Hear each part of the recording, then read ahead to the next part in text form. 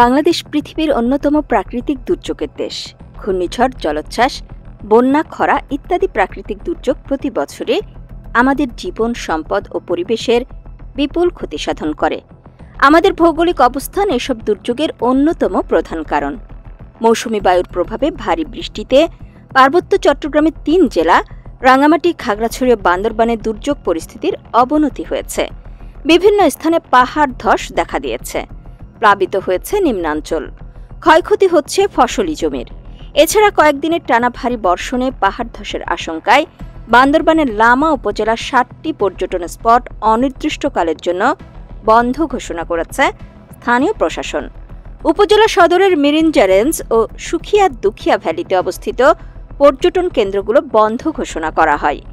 ১ June রোববার দুপুরে লামা উপজেলা নির্বাহী কর্মকর্তার কার্যালয়ে অনুষ্ঠিত দুর্যোগ ব্যবস্থাপনা সংক্রান্ত এক জরুরি বৈঠক শেষে উপজেলা নির্বাহী কর্মকর্তা মোহাম্মদ মঈনুদ্দিন এ নির্দেশনা জারি করেন। তিনি জানান, পাহাড়ে ভারী বর্ষণ হচ্ছে, পাহাড় ধসের আশঙ্কাও আছে। এ বর্ষণ আরও কয়েকদিন অব্যাহত থাকতে পারে বলে আবহাওয়া অধিদপ্তর জানিয়েছে।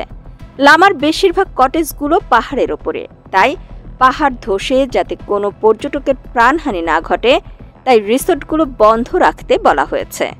বলেন, ভারী বর্ষণ থামলে এবং পাহাড় ধসের আশঙ্কা কেটে গেলে রিসোর্টগুলো আবারও খুলে দেওয়া হবে।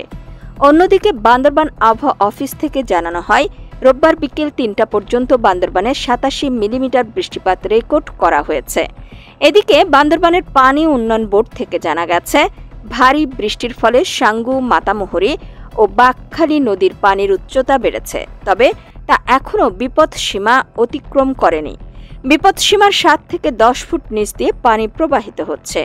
জেলার নাইক্ষ্যংছড়ি উপজেলার ২২সারি এলাকায় বাকখালী নদীর পানি প্রবেশ করায় নিম্নাঞ্চল প্লাবিত হয়েছে। জানা গেছে, গত ৩১ মে রাতে ঘরের ওপর গাছ চাপা পড়ে আলীকদম উপজেলায় এক শিশু ও নাইক্ষ্যংছড়িতে প্রবল বৃষ্টির সময় বিদ্যুতের তারে জড়িয়ে এক ব্যক্তি মারা গেছেন। এখনও পর্যন্ত দুর্যোগ মোকাবেলায় জেলার ৭টি উপজেলায় ২২০টি অস্থায়ী আশ্রয়কেন্দ্র খোলা হয়েছে। প্রশাসনের পাশাপাশি ফায়ার সার্ভিস, পুলিশ, স্বাস্থ্য বিভাগ, স্বেচ্ছাসেবী সংগঠন ও এনজিওদের সমন্বয়ে দুর্যোগকালীন জরুরি সেবা কমিটি গঠন করা হয়েছে। পাহাড়ের পাদদেশে ঝুঁকিপূর্ণ এলাকায় বসবাসকারীদের নিরাপদ আশ্রয় কেন্দ্রে সরে যাওয়ার জন্য মাইকিং করে সতর্ক করা হয়েছে।